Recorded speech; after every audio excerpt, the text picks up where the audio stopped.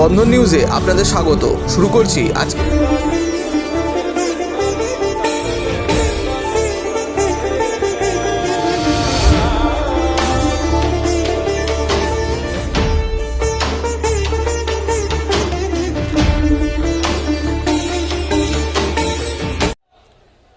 বিধায়কগণ, বিভিন্ন সংস্থা থেকে আগত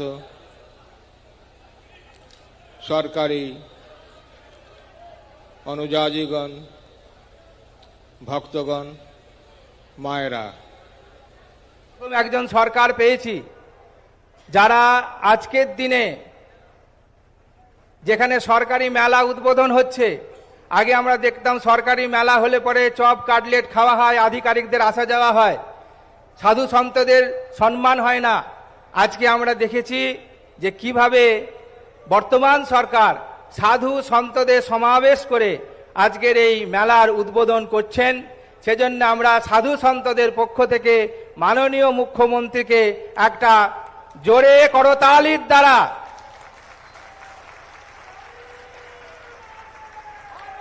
হর হর মহাদেব।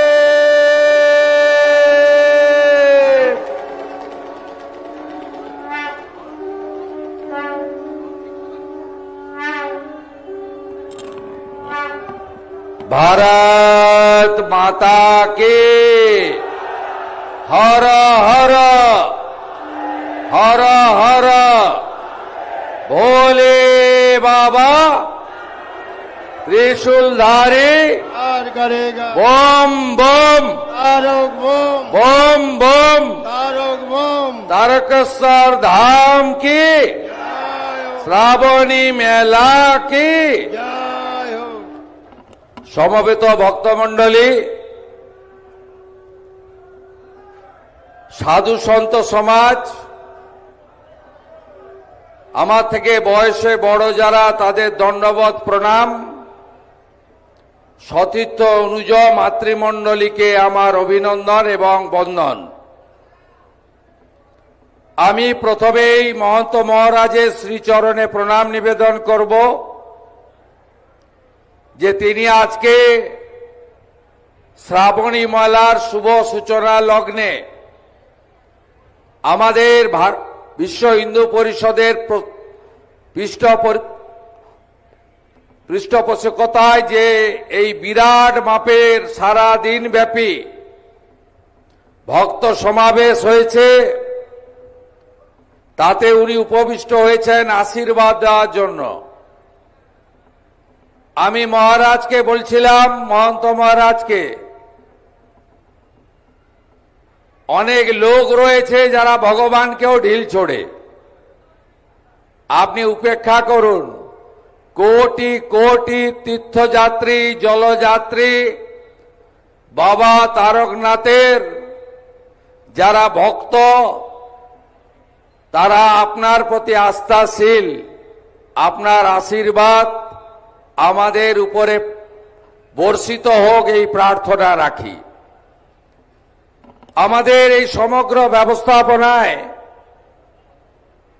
নির্গুণানন্দজি মহারাজ এবং আমার ভাতৃপ্রতিম এখানকার বিধায়ক সন্টু পান, তারা সকলকে নিয়ে কোনো কাজ কেউ একা করতে পারে না। সম্মিলিতভাবে মহন্ত মহারাজের পরামর্শ অনুমতি নিয়ে প্রশাসন, জনগণ, হুগলি জেলার আরো নির্বাচিত বিধায়ক, সর্বোপরি এলাকার অসংখ্য রাষ্ট্রবাদী দেশপ্রেমিক ভদ্রমণ্ডলীকে নিয়ে 13, 14, 15, 3 দিন ব্যাপী ধর্মীয় কার্যক্রম, ধর্মকথা, আলোচনা এবং পরিশেষে শ্রাবণী মেলা ঐতিহ্যবাহী, পবিত্র, তাকে নবরূপ দেওয়ার জন্য এই আয়োজন করা হয়েছে। আমি প্রণাম জানাই পদ্মশ্রী প্রদীপ্তানন্দ মহারাজকে, যাকে আমরা কার্তিক মহারাজ রূপে চিনি এবং প্রণাম করি, বিশিষ্ট রাষ্ট্রবাদী প্রচারক অদ্বৈতচরণ দত্ত মহোদয়, বিশ্ব হিন্দু পরিষদের এতদ অঞ্চলে, এই রাজ্যে তথা বিভিন্ন রাজ্যে যিনি সংগঠিত করেন, প্রচার করেন, আমাদের সোহন সিং সোলাঙ্কিজি, মঞ্চে উপবিষ্ট জগদ্ধাত্রী প্রভু থেকে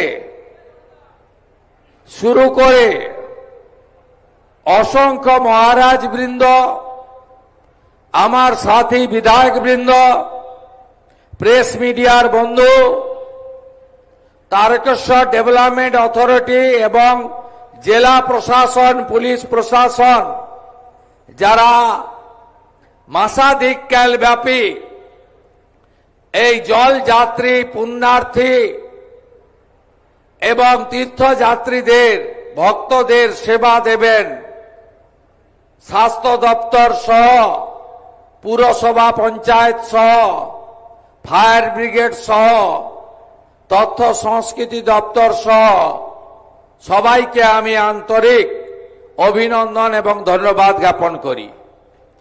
আপনারা দুটোর আগে থেকে এসেছেন, কানায় কানায় পূর্ণ। আপনাদের বিভিন্ন গ্রামে ফিরতে হবে। আমি তাই দীর্ঘ বক্তব্য রাখব না। আমি শুধু একটা কথাই বলবো যে পশ্চিমবঙ্গে যে সরকার তৈরি হয়েছে, এই সরকার রাষ্ট্রবাদ, দেশপ্রেম, ভারতবর্ষের আদি অনন্তকাল ধরে যে সংস্কৃতি এবং যে ঐতিহ্য, তাকে সম্মান মর্যাদা দিয়ে পশ্চিমবঙ্গকে এগিয়ে নিয়ে যাবে। আমাদের যশস্বী প্রধানমন্ত্রী নরেন্দ্র মোদীজি सब समय बोलें विकास भी होगा, विरासत भी होगा। अर्थात हमारे उन्नयन, ঐতিহ্য, সাংস্কৃতিক, আধ্যাত্মিকতাবাদ এটা ধরে রাখা আমাদের প্রত্যেকটি নির্বাচিত সরকারের কর্তব্য। আমরা মনে করি তারকেশ্বর ধাম অবহেলিত ছিল। আমরা মনে করি, আমি নিজে প্রত্যক্ষ সাক্ষী, এখানে সুশান্ত বেরা, গৌতম চ্যাটার্জিরা আছেন, আমার বিমান ঘোষেরা আছেন, দীপাঞ্জন গুহরা আছেন। আমরা বেসরকারি ভাবে নানা সামাজিক প্রতিষ্ঠানকে দিয়ে এই যাত্রা চলাকালীন সেবা দান করার ক্ষেত্রে যোগদান করেছিলাম। আমরা দেখেছি বিগত সরকার এক চোখ বন্ধ করে রাখতেন। সরকার বা আজকে রাজা প্রথা, জমিদার প্রথা উঠে গেছে। আজকে লোক ধর্ম পালন করতে হয়।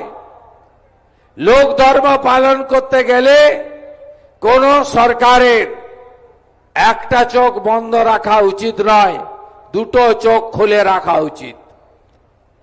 পবিত্র পুণ্য জল সংগ্রহ করে 30 কিলোমিটার পুণ্যার্থীরা পায়ে হেঁটে বৃষ্টির মধ্যে, রৌদ্রের মধ্যে, কখনো রাজ্য সড়ক, কখনো যে জাতীয় সড়ক, কখনো রেলওয়ে, ওভারব্রিজ, অত্যন্ত বিপদসংকুল পথ পেরিয়ে তারা এখানে তাদের আস্থার যে মহোৎসব, সেই উৎসবে অংশগ্রহণ করতেন।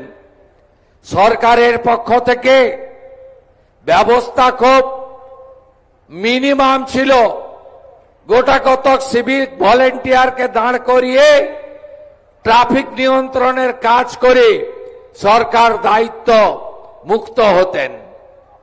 আমরা পশ্চিমবঙ্গের বর্তমান সরকার এবারে প্রভু জগন্নাথ দেবের রথযাত্রাকেও যেমন ঐতিহ্যের পরম্পরায় একটি সুন্দর, একটি অত্যন্ত আধ্যাত্মিক পরিবেশে, সাংস্কৃতিক ভাবনাতে আমরা আরো বেশি বর্ণময় করার উদ্যোগ নিয়েছি। কম খরচে বিশ্বমানের আধুনিক চিকিৎসার হুগলির মিডল্যান্ড নার্সিংহোমে বাংলার বিশিষ্ট চিকিৎসকরা এই নার্সিংহোমে রোগীদের চিকিৎসা করেন। জটিল রোগের চিকিৎসার জন্য রোগীদের আর দক্ষিণ ভারত যাওয়ার দরকার নেই। হুগলির মিডল্যান্ড নার্সিংহোমে পাওয়া যাবে বিশ্বমানের আধুনিক চিকিৎসা পরিষেবা। এখানে প্রসূতি মা ও সদ্যজাত শিশুদের বিশ্বমানের আধুনিক চিকিৎসা পদ্ধতিতে চিকিৎসা করে থাকেন গাইনো ও শিশু চিকিৎসকরা। দুপুর 12টা হোক বা রাত্রির 12টা, রোগীদের জন্য 24 ঘন্টা চিকিৎসা পরিষেবা বজায় রেখেছে হুগলির মিডল্যান্ড নার্সিংহোম। আমি ডক্টর মানস ঘোষ, আমি মিডল্যান্ড নার্সিংহোমের মেডিকেল ডিরেক্টর। বিশেষত্ব বলতে যেটা আপনি বললেন, একটা হচ্ছে এনআইসিইউ, নিউনেটাল কেয়ার ইউনিট। আমি বলতে পারি এটা আমাদের আশেপাশে হুগলি জেলায় নেই।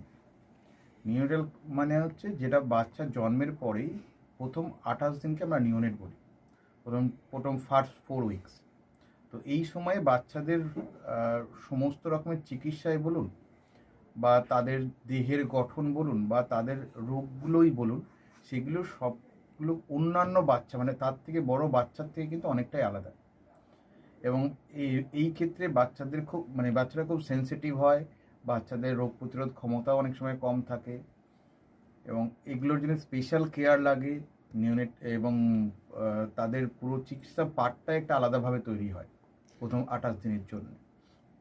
আমরা এখানে চুঁচুড়া, বিশেষ করে চুঁচুড়া এবং হুগলিবাসীর জন্য এই জিনিসটা আমরা আনতে পেরেছি, যেখানে আমাদের বাচ্চাদের এই নিউনেটদের ক্রিটিক্যাল মানে খুব খারাপভাবে যে নিউনেটগুলো জন্মেছে বা যারা জন্মের পরে যারা হাঁপাচ্ছে বা যারা মেকোনিয়াম খেয়ে ফেলেছেন বা যাদের কোনো জন্মের পরে কোনো রকমের শ্বাসকষ্ট বলুন বা কোনো রকমের অসুবিধে হয়েছে বা জন্ডিস ধরা পড়েছে বা অন্য কোনো কমপ্লিকেশান হয়েছে, সেই ধরনের বাচ্চাদের চিকিৎসা করার জন্য উপযুক্ত ব্যবস্থা আমরা এখানে করতে পেরেছি।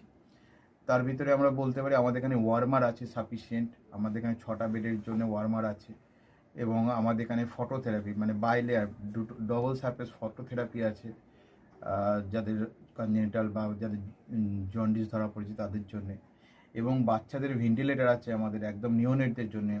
এই ভেন্টিলেটার সাধারণভাবে সব জায়গায় পাবেন না, এবং বাচ্চাদের বাবেল সিপ্যাপ যেটা একটা স্পেশালাইজ মেশিন, বাচ্চাদের যেহেতু ভেন্টিলেটার খুব বেশি লাগে না, কিন্তু বাবেল সিপ্যাপ বলে একটা জিনিস খুব বেশি লাগে তাদের অক্সিজেনের পরিমাণ কমে গেলে, তাদের শ্বাসকষ্ট হলে, সেটাও আমাদের এখানে আছে। এবং আমি কিছুদিন আগে আমাদের একটি বাচ্চা এখানে ভর্তি হয়েছিলেন যার শ্বাসকষ্ট হতে শুরু করেছিল জন্মের 6 ঘন্টা পর থেকে, এবং সুন্দরভাবে তাকে আমরা এখানে চিকিৎসা দিয়েছি। আমাদের এখানে দুজন খুব ইয়ং মানে এনথুজিয়াস্টিক পেডিয়াট্রিশিয়ান আছেন, ডক্টর মৈত্র এবং ডক্টর ঘোষ।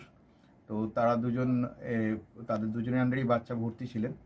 অন্য পেডিয়াট্রিশিয়ানরাও আসেন, বাট এনারা আমাদের এখানে সবসময়ই থাকেন মোটামুটি একটা স্তম্ভের মতো আমাদের নিউনেটাল কেয়ার ইউনিটের জন্য। এবং বাচ্চাটি এই মুহূর্তে খুবই ভালো আছে, তাকে আমরা ডিসচার্জ করেছি। এটা কি প্রিম্যাচিওর বেবিদের ক্ষেত্রে এটা বেশি প্রয়োজন হয়? ভীষণভাবে প্রিম্যাচিওর বেবি যারা একটু আগে জন্মেছেন বা যাদের ওয়েট কম হয়েছে, এবং অনেক সময় মায়ের বা ওয়েট অনেক সময় বেশি ওয়েট হলেও যে সেটা ভালো সেরকম নাও হতে পারে, যেমন ডায়াবেটিসের ক্ষেত্রে হতে পারে। তো অনেক সময় বাচ্চাদের বারবার জন্মানোর পর সুগার ফল করছে, এটাও আমরা দেখি। অনেকগুলো কারণেই যেগুলো জন্মের পরেই যে সমস্ত সমস্যাগুলো হয় সেগুলোর জন্য এরকম স্পেশালাইজড ইউনিট দরকার হয়, নিউনেটাল কেয়ার ইউনিট, এবং সেটা আমরা এখানে করতে পেরেছি। প্রথম কথা হচ্ছে জীবনের দাম সব থেকে বেশি, ঠিক আছে, এবং যে মা 10 মাস তার বাচ্চাটাকে গর্ভে ধারণ করেছেন, তার জন্য সারা পৃথিবীর সব থেকে মূল্যবান জিনিস বা সেই বাবাটির জন্য কিন্তু সেই শিশুটি। রিগার্ডিং কস্ট যদি বলেন, আমরা এমনিতে একটা মফস্বল এলাকাতে থাকি এবং আমাদের পুরো নার্সিংহোমটাই মফস্বল এলাকাতে। আমরা সেটার কথা মাথায় রেখেই আমাদের যে সমস্ত কস্টগুলো রেখেছি, এবং এই যেটা বললাম কয়েকদিন আগে আমাদের একটি বাচ্চা যাকে হঠাৎ করে শিফট করতে হয়েছিল নিকুতে, সে চিকিৎসা পেয়ে গেল। তার বাবা মা দুজনেই খুব স্যাটিসফাইড। আমাদের সেটা আমাদের যে ফেসবুক আছে, পেজ আছে, সেখানে আপনারা তাদের কথা শুনলে বুঝতে পারবেন। এবং কস্ট মানে যথেষ্ট রিজনেবল। আমি একেবারে কম বেশি এরকম বলবো না, আমি বলবো রিজনেবল। আমাদের মফস্বলের জন্য যেটা হওয়া উচিত সেই রকমই করা আছে। হুগলির কোদালিয়া জাতীয় যুব কম্পিউটার সাক্ষরতা মিশন স্কুল পড়ুয়াদের পাশাপাশি তরুণ প্রজন্মের কাজে স্বনির্ভর হওয়ার জন্য বিশ্বমানের কম্পিউটার প্রশিক্ষণ কেন্দ্র। এখানে ক্লাস 3 থেকে ইঞ্জিনিয়ারিংয়ের কম্পিউটার কোর্স পর্যন্ত প্রশিক্ষণ দেওয়া হয়। এই হুগলির কোদালিয়া জাতীয় যুব কম্পিউটার সাক্ষরতা মিশন প্রশিক্ষণ কেন্দ্র থেকে কম্পিউটারের প্রশিক্ষণ নিয়ে দেশে বিদেশে অনেক ছাত্রছাত্রী আজ প্রতিষ্ঠিত। স্বল্প ফিতে ছাত্রছাত্রীদের বিশ্বমানের কম্পিউটার প্রশিক্ষণ দিয়ে এই কেন্দ্র এক বেঞ্চি দৃষ্টান্ত সৃষ্টি করেছে। বন্ধন নিউজে ক্যামেরায় ধরা পড়ল সেই দৃশ্য। নমস্কার, জাতীয় যুব কম্পিউটার সাক্ষরতা মিশন কোদালিয়া, আগে জুনিয়র ফ্যাকাল্টি। এখানে ক্লাস 3 থেকে ইঞ্জিনিয়ারিং অবধি সমস্ত রকম কোর্স করানো হয় এবং তার সাথে সাথে প্রফেশনাল কোর্স যেমন সি++, Java, power BI, Tally, GST, web development, app development, power BI etcetera সব রকমের কোর্স করানো হয়, কম্পিউটার কোর্স করানো হয়। এখানে ইংলিশ মিডিয়াম এবং বাংলা মিডিয়ামে দু রকম স্টুডেন্টদেরই সব রকম কোর্স করানো হয়।